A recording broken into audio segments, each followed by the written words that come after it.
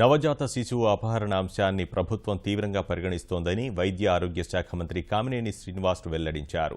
విజయవాడ ప్రభుత్వ ఆసుపత్రి నుంచి అపహరణకు గురైన శిశువును సాధ్యమైనంత త్వరగా తల్లి ఒడికి చేర్చేందుకు కృషి చేస్తున్నామన్నారు. దోషులను పట్టుకునేందుకు పోలీసు యంత్రాంగం తీవ్రంగా ప్రయత్నిస్తోందని చెప్పారు. ఇటువంటి ఘటనలు పునరావృతం కాకుండా అత్యంత కఠినంగా శిక్షలు విధించనున్నట్లు మంత్రి వివరించారు.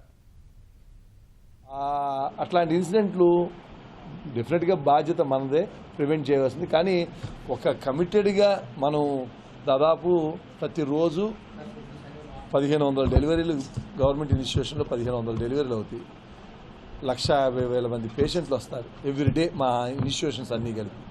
ఎక్కడో ఇట్లాంటివి దొరుకుతాయి. వాళ్ళకేమో కమిటెడ్గా ఒక దుర్మార్గం అయిపోయి నాకు నిన్నటి నుంచి ఒక మనస్సుకు ఇంత అంతా కాదు, దుర్మార్గం ఇట్లాంటి దానికి ఎంత శిక్ష ఇచ్చినా తప్పులేదు. డెఫినెట్గా వాళ్ళంతటా వాళ్ళు వచ్చి ఇస్తే పోన్లే అర్థం చేసుకుని ఇచ్చారని కొంత తగ్గిస్తానికి, లేకపోతే మాత్రం హయ్యెస్ట్ పెనాల్టీ ఏదైతే అది వేయాలి. ఇట్లాంటి వాళ్ళకి ఆ తల్లి తండ్రుల మొదటి ఇది ఆ రోదన చూస్తామంటే నాకు నిజంగా మనసుకి బాధగా ఉంది.